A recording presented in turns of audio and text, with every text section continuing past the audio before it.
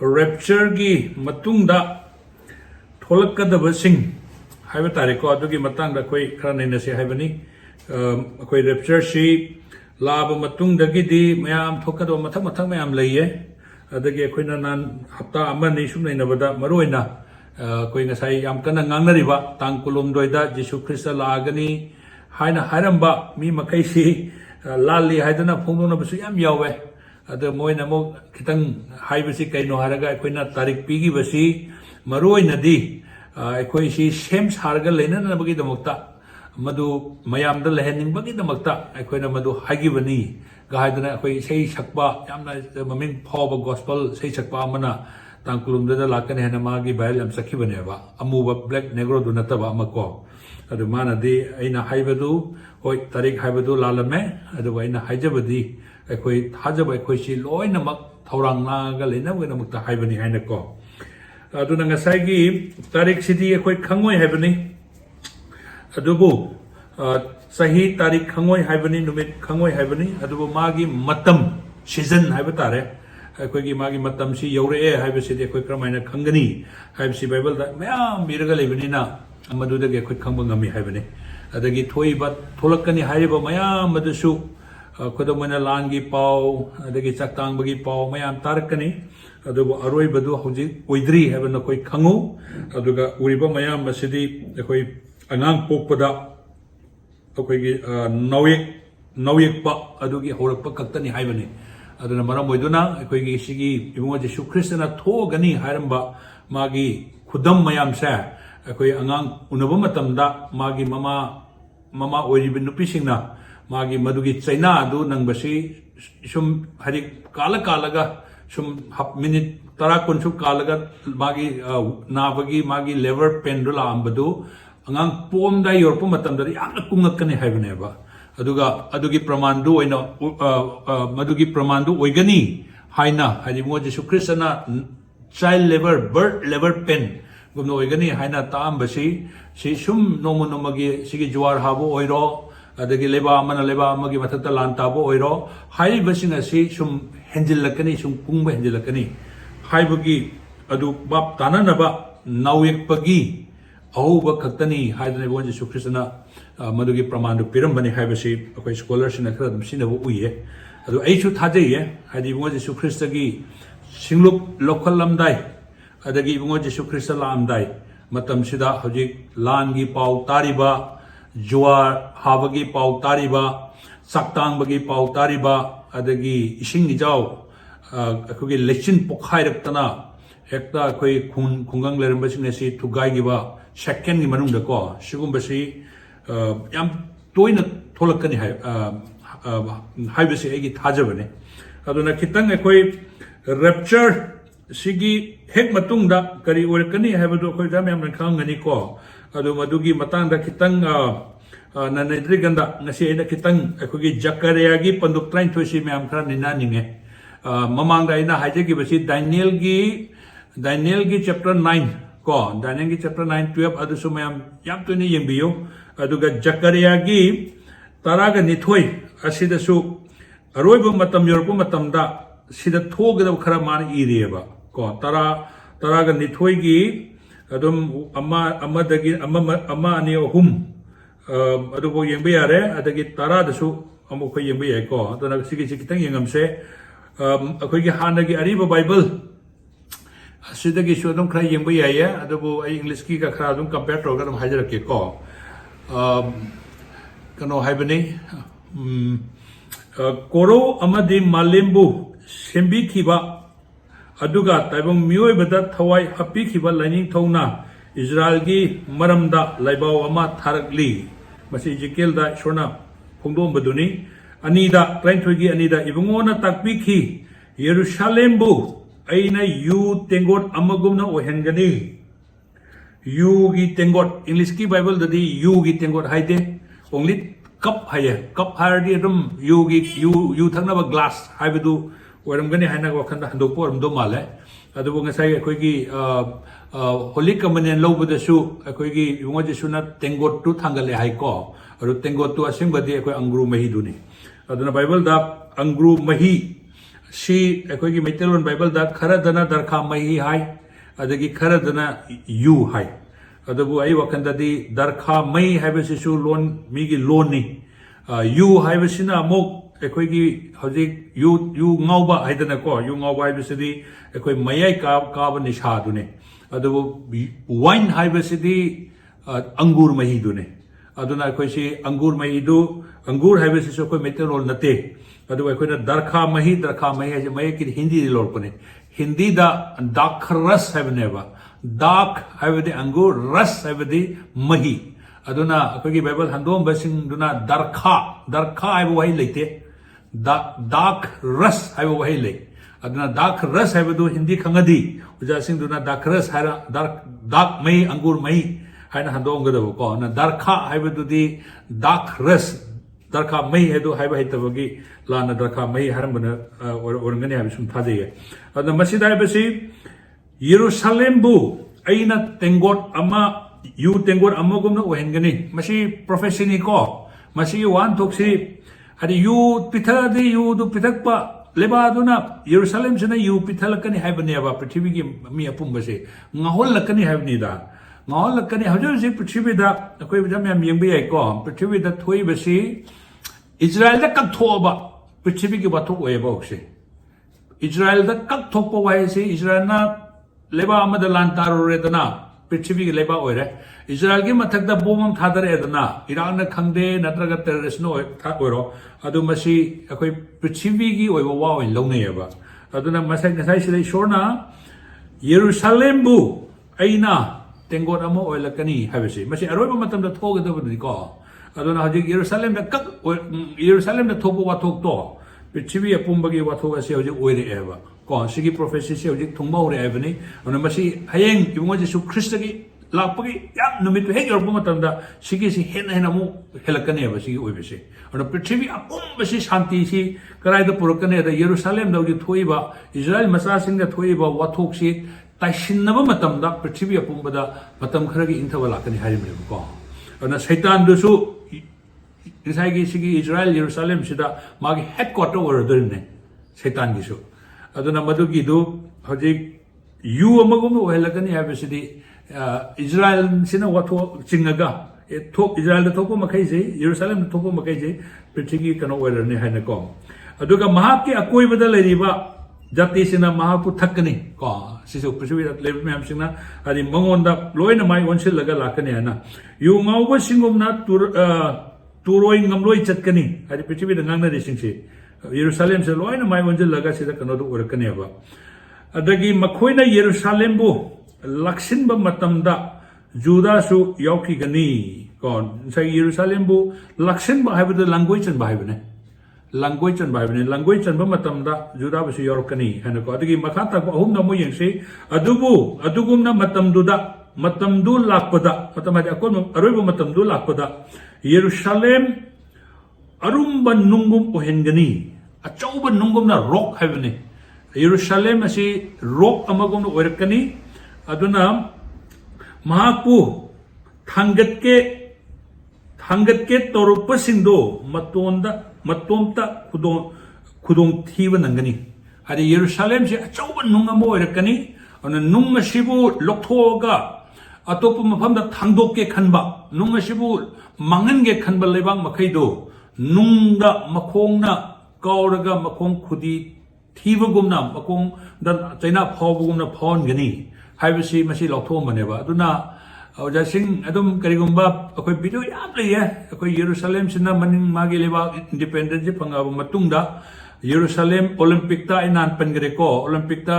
1972 दा इजराइल की मोइगी सानरोय तरागा माथोइसि फारगा मोइ टेररिस्ट ना हाखिबनेबा अना मोइ हाखिबा मोइ मदुदा चेनबा टेररिस्ट मोइ तरे निपान से पृथ्वी की मफम तुंगान तोंबदा लोटलगा यामना सेक्शनल लेरंबसिंग अदो लोइना होजा हाखि है अना मोइना हाखिबगी वारी वीडियो से सिनेमा ओइना फोंगले को अदुना अंगप मोंगदनि हाइबनिदा अना येरुशलेम सिदा खुद थारक लेबाक सिंगसा मसी ममांगदसु इजिप्ट मांगरे अदगी अखोगी शरियन गायबसि मांग्रबनी बेबीलोन मांग्रबनी पर्शिया मांग्रबनी रोंगी मखादा जिसु ख्रिस्त की लेबम मतम रोंगी मखादा लेरमीबनी मांग्रबनी मदुगी मखा तारकपदा अखोगी ओटम अने मुस्लिम की लेबा अम लेरमी मदु सुम लेखा तार मांग्रबनी अदुगी मतुंगदा ब्रिटिश न बब पालमबनी मोय मथक्ता मोय मांग्रबनी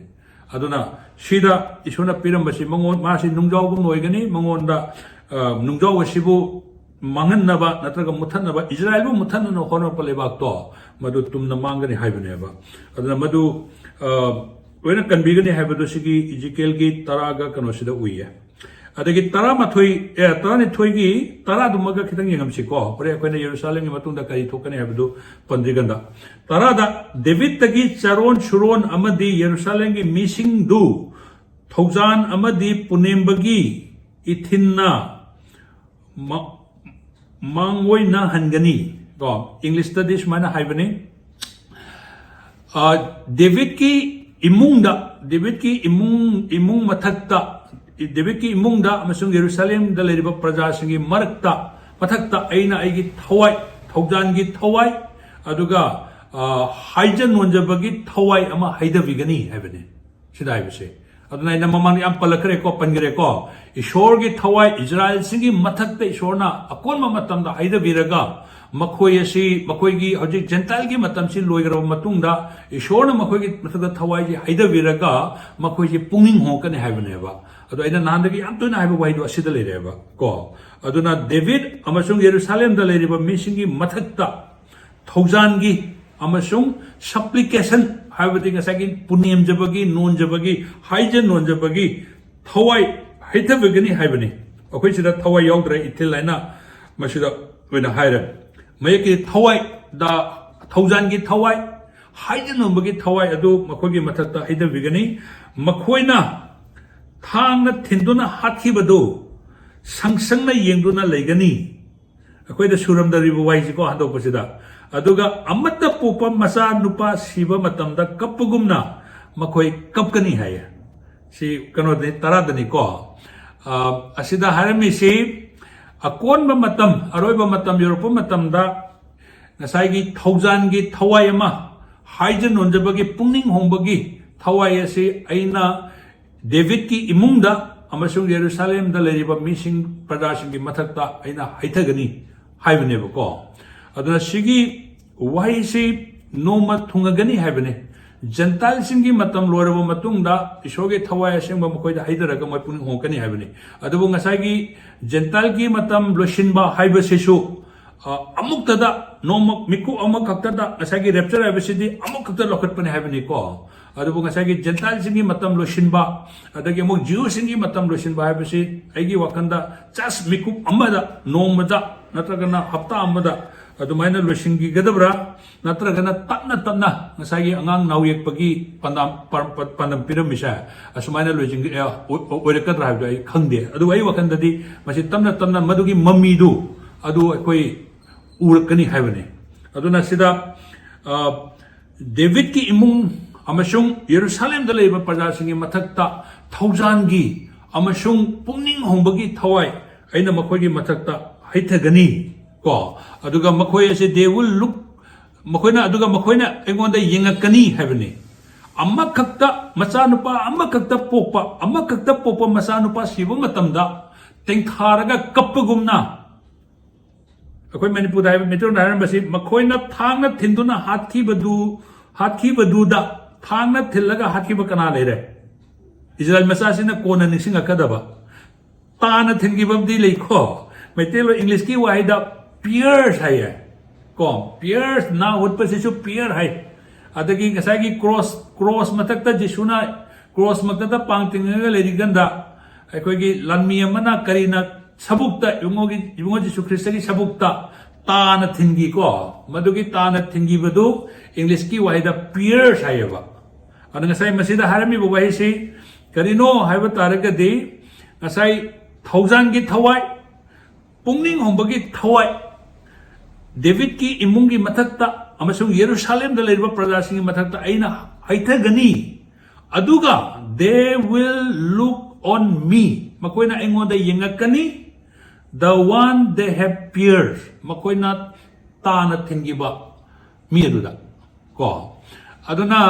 मसी अरोइब मतमदा हजिक्ति जूस मसा सिंह जिसु लाकनी मसाया लागा मखोई की दमकता सिबिगनी अदगी मखोई बु हयंग कन्बीनगनी हाबिसि मोहि ओल्ड टेस्टमेंट द माइसोक्सना लाफो मसे मोहि लुइ थाजैयबा अदबो जिसु ख्रिस्ट मसामक लाफो मतमदा सिगी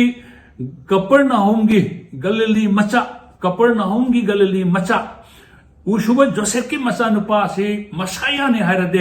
अखोई सिरसु सिजरगे अखोई सुया यारो है ना मी की मचा नुपा मसाया से जूस मसा सिंह को फरीसी सिंह सदुसी सिंह अदुगा मोगी धर्म की लुचिंग मयाम दुना यीशु सी मसाया ने हासी नशी भाव यादबनेबा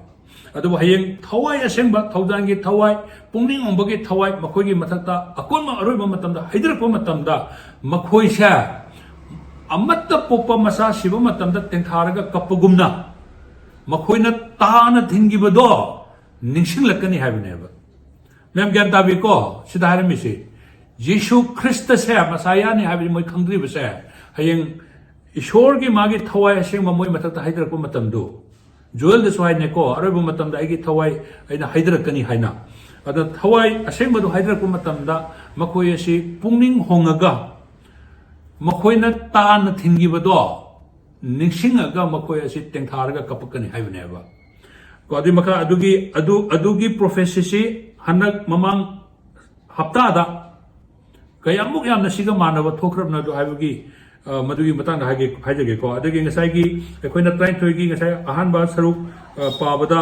पृथ्वीदा लेरिबा लेबा खुदिमा सिना इस्राएल की मायोक्ता लेपकनी हाइबदो मधुसु हनक यूनाइटेड नेशन गी हनक फमदा कोइ मणिपुर से मिखरा चले यावबनी को मधुदा हनक लेबा कयाना इस्राएल सिगी मायोक्ता इस्राएल है मागी मरिबाग मरम द मसी लहलोइदबनी हाइबगी ngangnagi bagi maram duga kitang koi ai hore kitang palak ke ba tram thoda koi krama ibin yesi matam du da thokadoriba nikpa mirau kholdu megidon gi tampakta hadan rimon singna kappaga managani hadi numittu da israel macha sing china ताना थिंगी बदो कना Moina ताना तिलगा हाथी बदो Moina मसायानी हाइना निसिंगा कपप मतमदा तिंथार cup मतमदा तरामथुदा हारिसी मेगिदोन की तंपाकता हदान रिमोन हाइना कोब तंपाक अमा लई तंपाकतुदा तिंथारगा कपखी बदुगा मानगनी हाइबनेबा अदना सिगी मेगिदो की हदान रिमोन की तंपाकता तिंथारगा कपखी बाइजे कैनो मसी करीनो है जूदा की इजराइल लेबा है अखोई अनी थोना खाइदोय हैबनी खा साउदर्न किंगडम नॉर्दर्न किंगडम को खा की लेबा सिना जूदा है कौरे जूदा दुगी निथौ जोसाया को बम लेरमे जोसाया को निथौ से जूदा द पार्लियामेंट निथौ मयाम सिंग मनुंगदा ख्वाइदगी ईश्वर मसक खंबा ईश्वर कीबा निथौ नेना मसिंग थागे को न मार्क्सी हजिकी मेडिगो हारिबा मेडिगो आइजे चिंगना कोई बने क्वेश्चन बने अखोगी इस्राएल का जॉर्डन का थंगब बॉर्डर अखोई खुदम मैना मणिपुर हारगना मोरेगुम हाइतारे इम्फाल दगी मोरेगुमना अखोगी खा नोंपोक पांग चलगा को अनमाइना लेबा यरूशलेम दगी नोंपोक पांग चलगा लेबा खा अवांग नोंपोक पांग चलगा लेबा लमनेबा अद मदुदा हजिकी निथौ जोसाया से हाथी हाय अद मा हाप मतमदा इस्राएल मसा सिंग यामना कन्ना तेंथागे आइ को अद इस्राएल मसा सिंग मदु निसिंगेबा नकोइना मेडिगो की हादन रिमोंदा जोशोया निथौना शिव मतमदा तेंथागिवा दुगुमना आइगी थवाई नखोगी नतता हैदबा मतमदा नखोइना ताना थिंगिबा मियदु निशिंगक्तना तेंथादुना अखोइना मसाया जिसु ख्रिस्तबु खंगदना हाटकिबनी हाइबगी पुंगनिंग होंबदु लाकनी हाइबनेबा अरोइबा मतमदा हजि रेप्चर लाकनि मांगदा अखोइना उगदबनि को सिसे हयेंग रेप्चर की मतुंगदा मोय पुरा पुंगनिंग होंबदु ओइगिदोइनेबा अदुना हंदक नान तांग पुनगो हुमदोइसिदा अखोइगी जिसु ख्रिस्त लानी हाइबगी मैम ngangnabadu लेग्रे तांग कुमरी कुमंगा सिदना अखोइगी पेरेंट्स सिंगगी मागी चखा जी पांथोकेबा अन पेरेंट्स सिंगगी चखा से हेक लोर मतुंगदा मोगे डे ऑफ अटोनमेंट हाइदी अखोइगी पाप हाइदोपगी नुमित को मोगी इजराइल की अखोइगी मोसेस की मतमदगी थमंबा नुमित चै खुदिंगी मोय पांथोगा लाकपनी आइना मांगदा पनबदा ममांग लापगा सही अमनी सिगी मनुंग द ज्यूस मयाम लापगा याम खेनी है हनक्ति आई लाइव थाबदे टीवी दे येंगेबको हनक्ति मोइगी हौजिक Jerusalem की टेम्पल हाना लेरबदुदे चंग याद्रे अर मोइगी वेस्टर्न वॉल हाय नोंसुक थंबदा लेबा चेपल अदुदा चेपल दुदा मोय सि कोलगा मोय सि प्रार्थना तोबनेबा अदुना अखोय क्रिश्चियन मो ओइना चर्च लेतबा मतमदा अखोय क्रिश्चियन सिंगना ईश्वर खुरुम मतिक चादी हाना खंबगुमना इजराइल मचा सिंगसि मोइगी निना संसि लेतदना सै लिसिंग अनि हेना मोगे असि होजि अदुमाना अदुगी चेपल दुदा मोय हाजरगा लापनेबा अदुना हनक की मोइगी डे ऑफ अटोनमेंट मोइगी पाप हाइदोपगी पुनिंग होंबगी नुमित असिदा लाखिबसे लिसिंग यांखैगुमनि हाय मदुदा मखोइना हाइजबगी मोंगसि हाना महौसा मोइगी कुमई अमा ओइना चखांग अमा ओइना मोइगी धर्मगी हाइजबगी मोंगदुगा मानदि हाय हेक्ता कप्पगा को मोइगी मसागी पाप हाइदोकचबा मखोइगी असोइब मयाम ईश्वर ngakpiyu kokpiyu haina aduna ngasai जकरियादा हारमी बसिदे अकोनमा मतमदा ईश्वरना आइगी मागी थवासी इजराइल की मसासिंग मथकता हाइदरको मतमदा मखोइ पुंगनिंग होंगागा मखोइ हाइबा इंदबा मसा ओरंबदो हाइबा इंबा मसा ओरकनी मसाया मोइना लोक्सिंदना हुंदोगा थमीबा मसाया से मखोइ सिदा निंसिंगकनी हाइबने दुंगा साइ थाना थिनबा निंसिंगलकनी हाइबने हबा अदंगा सिगी प्रोफेसी से अखोइ ममी खरा उइ हाइबने हनक की येरुशलेम दा पांथोकिबा फेस्टिवल ममांग हप्ता दा पांथोकिबा फेस्टिवल से अदगी ट्राइन थोइगी नसाइगी अमदगी न दुम मखा पारकपदा को अखोइगी येरुशलेम की अकोइबदा येरुशलेम की मायोक्ता लेबा खुदिक मंग हाय होजे अमेरिका यूरोप की यूके ब्रिटेन मयामसी इजराइल की मतेंग इजराइल की सपोर्ट लेपी है अदुबु अकोन मतमदा लेबा अमबो इजराइल की लेपी ngai mi leroi hayaba matam dudaneba moine sidi sipol sida moine laaga sida kapadoise मोगी पंगबिनब कनासु लेत्रे अदगी मखोइबु लांगुइ चनखरगनी हाबसे सिगी लांगुइ चला थंबपु मतमदनेबा कोइ उपाय लेत्रे एन हौजि फौदि मोइ फौदे मोइना हेक्ता ngamiबो मोगी खुलाई मोगी सिंगबलोक्सिंग को इंटेलिजेंस लेरबो मयामसिना ngame अदु हाय कोनर ngमय अन ngसाइगी लेबा मयामना अरोइबा मतमदा इजराइल की मायुक्ता पृथ्वी द लेरबा लेबा खुदिमंगना इजराइल की मायुक्ता लेपकनी हाइबगी सिगी प्रोफेसी छा मसिस हौजि खरखर थंबो होरे हाइबनेबा अन हौजि हनक फंगिबा अमेरिका दा फंगिबा अखोगी यूनाइटेड नेशन की जनरल काउंसिल दा फंगिबा सिदा 60 कंट्रीज लेबा हुंफु से असि मोइ तोंगाना उनरगा इजराइल लेबा असिना पैलेस्टाइन हाना लेरंब तांथोकिबा पैलेस्टाइन असि मोगी लेबा असि हजि इजराइल लेरिबा फमसि पैलेस्टाइन की लेबा नि हाइबसि मोइ लेबा हुंफु सिना मोइ हाना इजराइल की नते मसि पैलेस्टाइन की नेना मोइ लौथोयाबा को अदुना इजराइल की मायोक्ता लेपकनी अरोइबा मतमदा लेबा खुदिमंगना लेपकनी मतमदुदा ईश्वरना माना थोलागा मोइबु कनबिगने हाबने मदुदनेबा मसाया ला कनबिगने हारिसे अदुना मदुगी प्रोफेसी असि हौजिक अखोइगी मांगदा थुंगाबो उरे हाबिसेना जमयामदा थमजनिंगबनी अदुना मसि कनो जकरियादा फुंदोंबसि मसि अखोइ लेरेना हाजबने अदुना हौजिकसि मसि मयामसि अखोइ थोपो उरपो मतमदनी अखोइ इबुंगो जीसु ख्रिस्टगी अनिसुबा लाक्तोरिसे अदुना इबुंगो जीसु ख्रिस्टगी अनिसुबा लाक्पसि सरुक अनि थोइ हाबनि को अमना रैप्चर अदगी अनिसुबदना माना तयुंपानसिदा हलक्पसि अदुना अखोइना सेकेंड कमिंग हाबो मतमदा रैप्चर असि सेकेंड कमिंग ओइना मयाम लौनेबा रैप्चर असि सेकेंड कमिंग की पार्ट 1 नेबा को अदुना एक्चुअल सेकेंड कमिंग अदुदी हयेंग अखोइ सही तरेत की अवाब खांबदु लोरब मतुंगदा सिंगलुप अदुगी ममांगदा लौखटखरगनी हाबनि अदुना मदुगी मनुंगदा थोकदबा अमनि खिरंग हारमगे यामतेना को अदुगा सिंगलुप मयामदुगा पुना लागा हजि जीसु ख्रिस्टना सैतानदबु सही लिसिंग अमगी फारा पुल्लगा माना सही लिसिंग अमा पालगनी हाबनेबा अदुना सही लिसिंग अमा पालबा मतमदा मसागी इजराइल मसासिंग सा मसी पुरा मोगी मतम लुसिलो